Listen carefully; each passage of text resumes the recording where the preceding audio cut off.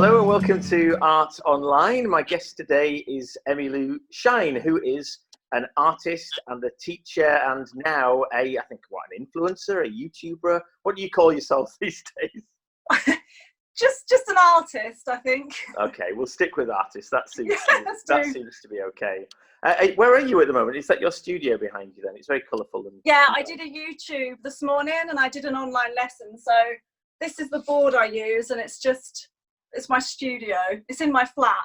Oh, nice. Yeah. No, it looks very, very, very vibrant. I see. I think I get to know your studio quite well because of all the videos that you put out and all the, all that sort of content. You get a bit of an association with yourself and your space. So that's what I feel anyway. It's hard to know how to put it out without showing too much of your life. So there's like that balance, isn't there? Yeah, of course there is.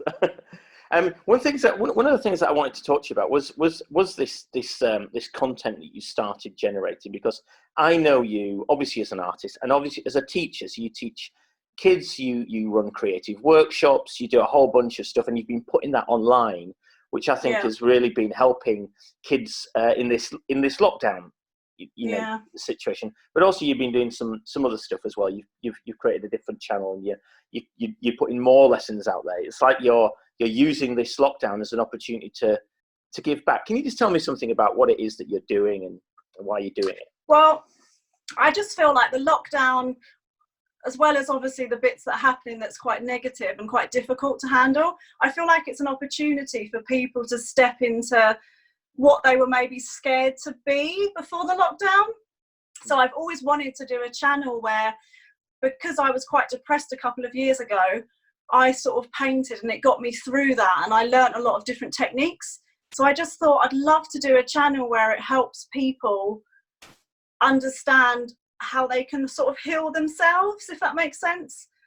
So not necessarily heal themselves from mental health, but just understand how their mind works more. So if they could sit in their sadness and they could learn how to know that that's an okay state and accept that, and it's not a bad thing, and then move past that by creating a painting. Sounds really simple, but it kind of works. It's kind of like it allows you to just be creative.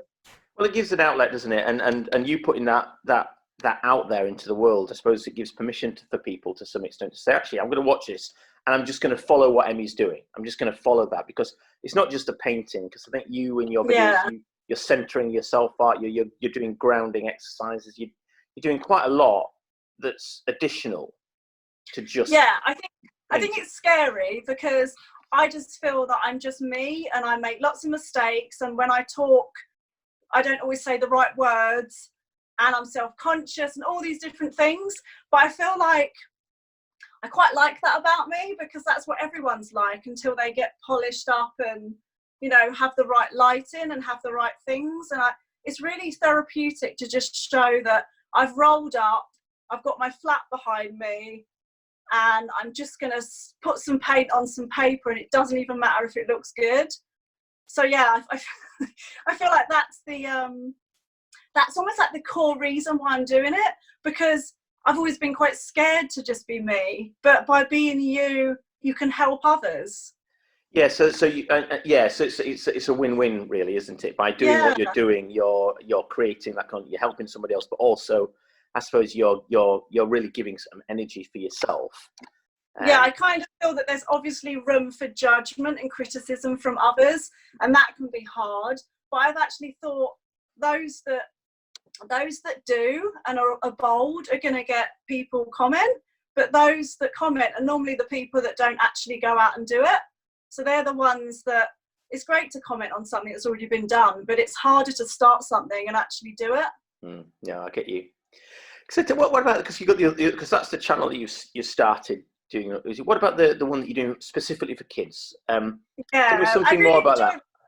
Well, I started it ages ago, but I just didn't do much with it. I was in that time that I was depressed, I travelled for a year, and I started up the channel because I thought I really missed the interaction with the children.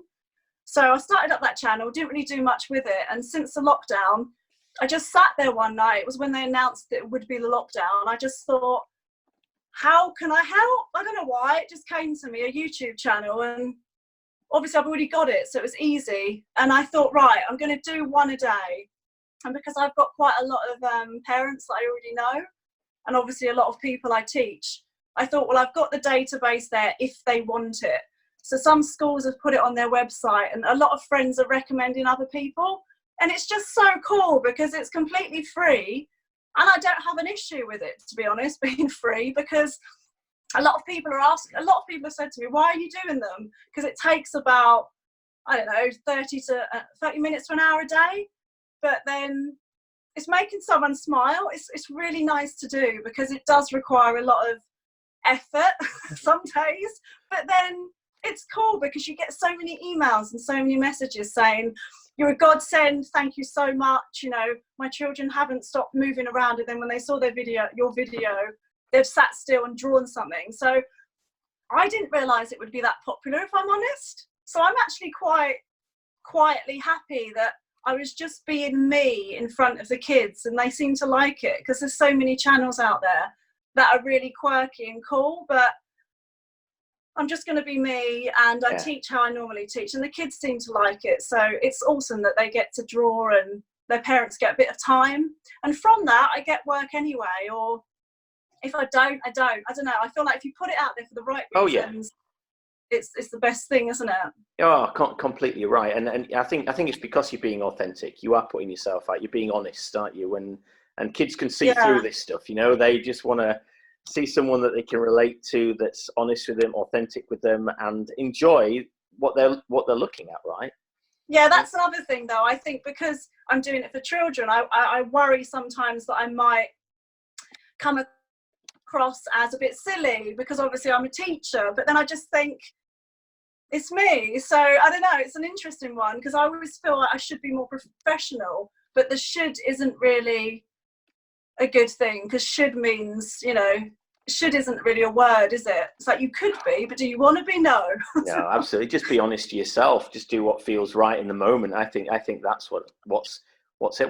So what sort of reactions are you getting then from the kids? How are they? Well, if I'm honest, the reactions I've got I did an Insta live of drawing from the adult one, and that was really, everyone was amazed by that, and I was really shocked. I didn't think anyone would care, so that was nice. But the kids YouTube thing, I probably get like 10 messages a day of parents really rawly saying, not rawly, I don't know if that's a word, but saying, you know, thank you so much. I can't believe, you know, my child's done this. I'm really happy, blah, blah, blah. So it's just very heartfelt because in the messages you can tell that they're kind of at their wits' end and just having a little bit of time. There was one mum that said she doesn't normally get any time right now, but she looks forwards to these videos because it gives her half an hour in the morning of just doing something for herself, which I thought was quite powerful. And I thought,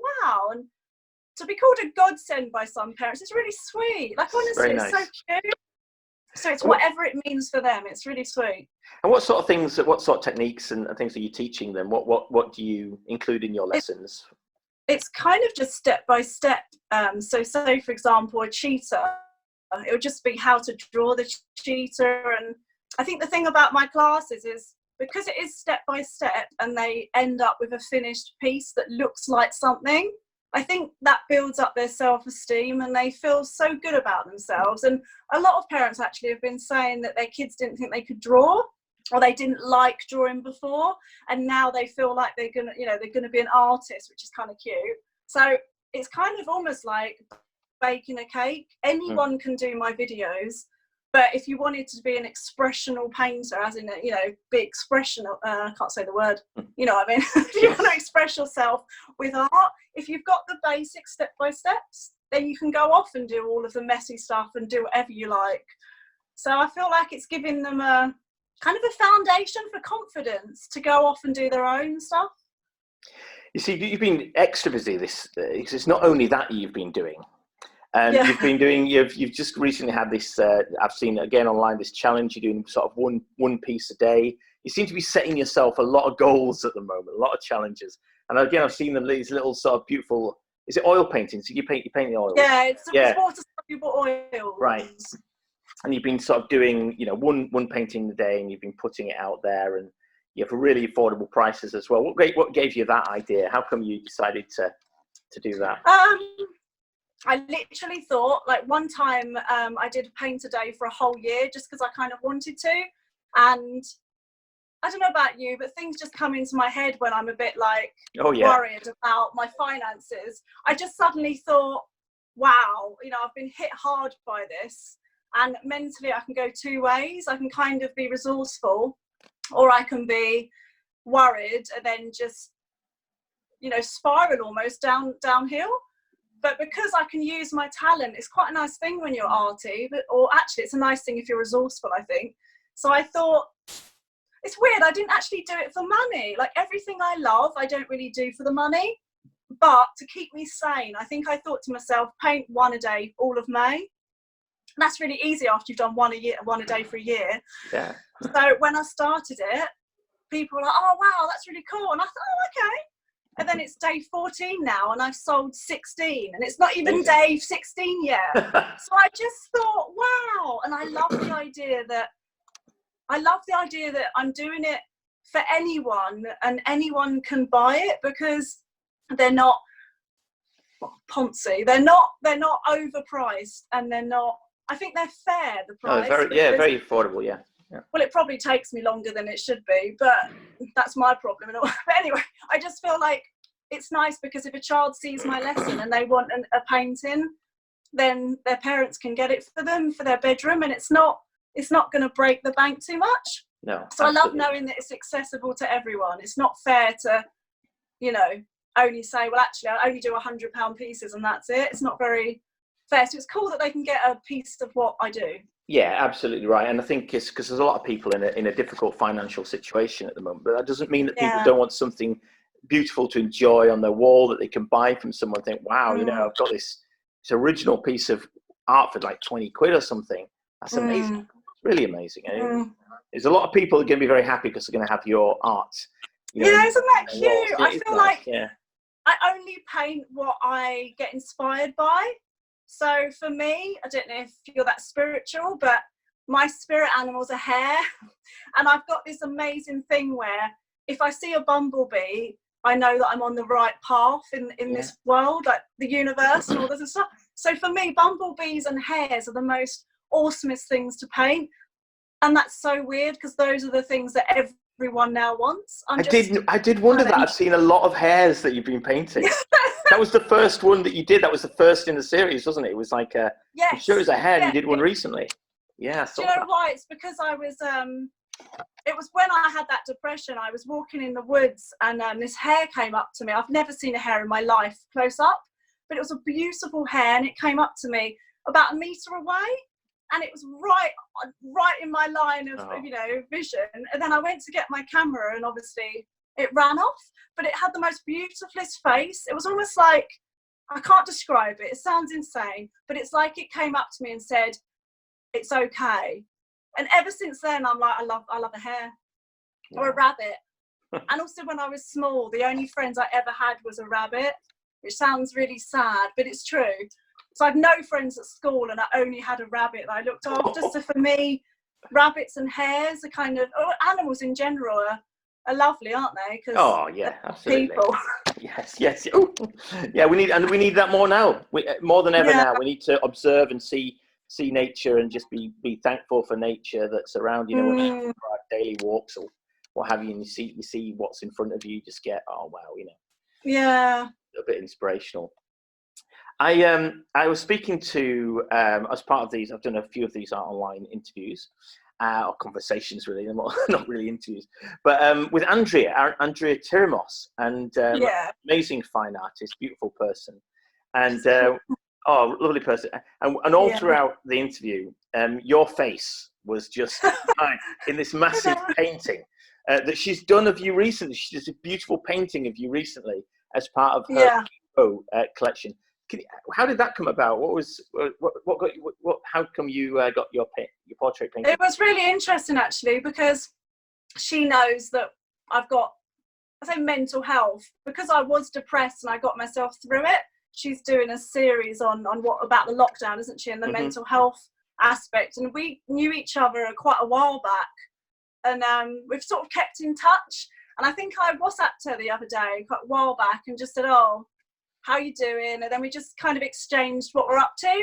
And then she said, "Oh, would you be part of my series?" And I thought that sounded awesome. Oh yeah. I love when someone gives themselves a challenge to help others, and it's not just for material gain. I just think it's so cool. So yeah, when she said it, I was like, yes, because not only did I like seeing my face, because I've always struggled with my face, like what I look like.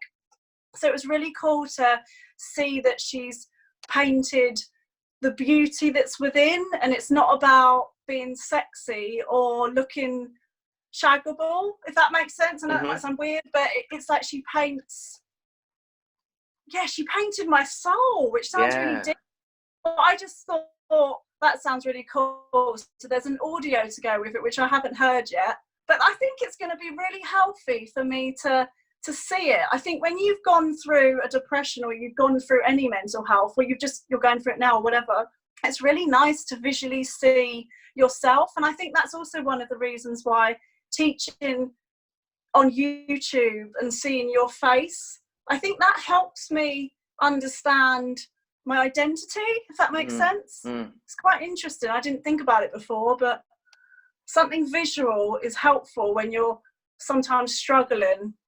Maybe you can, is it something to do with reflecting back perhaps, or I think it is, because I know, definitely, I think I know what goes on in my head, but no one can see that. So if I'm meeting someone for the first time and I'm thinking, oh God, I feel inadequate or not enough, which I don't really feel like that anymore, but if I did, from the outside, I wouldn't see that. So when I present to the kids, it's like, oh, I look really relaxed and happy. And it's like, oh, because I thought I would look a mess on camera. I mean, I might do, I don't know. But I thought I'd look flustered and oh my gosh, and it's funny what you think you are, but what you actually are. So you have this preconceived perception of what might be, and then when you look at yourself, it's just not the case. Yeah, and it's maybe like you're realizing that. You tell yourself a story of like a childhood conditioning. Because I had no friends, it's almost like the group or the other person brings me back to that place where I was picked on and I was alone. So it's weird how you bring your childhood trauma, if you like, into your adult life. You know, it's like I was thinking about it the other day. For me in this lockdown, sometimes I'm living my adult life from my childhood story. And it's like, how did I do that? So I'm finding the lockdown very useful to analyse and to think, right, okay, that's an issue that I'm going to learn to heal. I found it really incredible. Yeah, and it sounds. So what other techniques are you using? What other things are you doing to keep yourself motivated and sort of centered in this? Well, I used to go to the gym every day and I absolutely loved it. But I'm finding, if I'm honest, exercise a bit tricky. But I still do it now, but I do a little bit of exercising. But going out for walks in the morning with the birds, I love doing that. I find that quite helpful. If I don't get out in nature, I get a bit, I feel a bit low. But I'm feeling like, because I'm being so productive and everyone's saying, oh, can I have a painting or thank you? It's almost like I'm living my best life, but not. Do you know what I mean? It's like, oh, I'm getting an affirmation of you're great. And then also I'm doing what I love. It's like, oh, but, so having sorry, the opportunity. You're grabbing what's there. Yeah, and grounding. I feel like meditation's really useful. A lot of people I know are dancing, which I think's so nice. Especially if you're an adult and you're scared of what you look like. It's nice just to put on some music and I did all the words to Halo of Beyonce the other day on all the actions in the mirror. And I literally thought, quite like this. And I thought, should I put it on social media? And I thought, the world doesn't need to see everything I do. But I don't know. I think anyone that watches it, I think there's going to be, messages. Please put it on.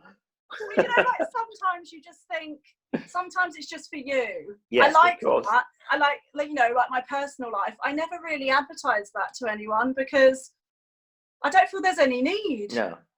No.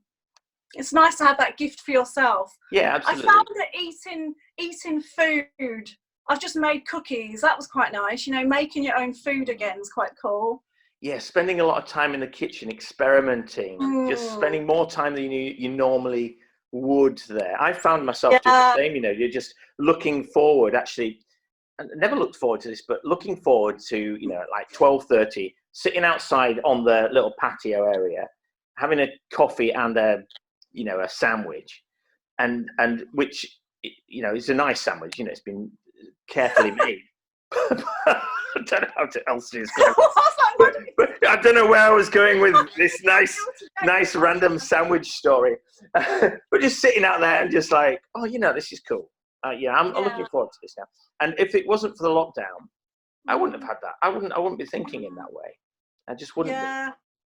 Like I've had about 9 baths one day because I just thought, why not? I love a good bubble bath, and I thought, gosh, why not have another one? And then I was like, oh, I might as well have another one. And because I've got a shower and a bath, I thought I might mix it up a bit. So I think it's almost teaching us.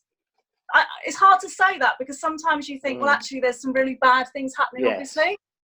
But in the good bit of it, I feel like it's teaching us all to be resourceful. You know, like when you were younger and your parents would say, just find something to do. And we never had a TV when we were small. And I was like, I'm bored. And my mum would be like, just find something to do. So I'd go out with my sister in the garden and make chocolate cakes out of mud. Which mud pies. Yeah. And I feel like, oh my gosh, we're being resourceful and creative because it's the people that have lost their childhood, I think, that find it difficult to be resourceful. I think everyone can be, but yeah, I feel like there's so many people thinking, I don't know if I want to go back to my job. I think you're right. Which is interesting. Right. But then why do you have to go back? Maybe this time it can give. I mean, I might not go back to the schools till September, so I'm a little bit worried about that. But if that's the case, then I've got all that time to really, you know, work on myself. And these businesses and schools everywhere, I think that, you know, the cat's out of the bag really to some extent now that we can do things online. You're showing what you can do in terms of, you know, teaching children to paint online. So there's a lot of opportunities where we can mix, I think, maybe the face-to-face world with the online world, maybe reach bigger audiences, you know, because maybe that's what. Yeah, I think also because money is touch and go for most people.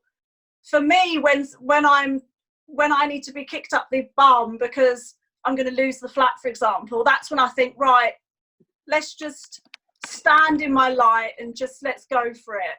Like I'm not scared now doing a video about. Before I probably would be a bit hesitant about sitting there and twirling around or whatever, but actually, no, I've got no choice now. I need to step into the light, which might sound slightly weird, but we need to just do what feels right for ourselves, I think, and other people will follow. I mean, I think that is a great way to finish. Thanks for talking to me on Outline. Really fascinating conversation. Really loved talking to you. And yeah, just hope to see more of these videos. They're absolutely great. You will. Okay, thanks a lot. Bye.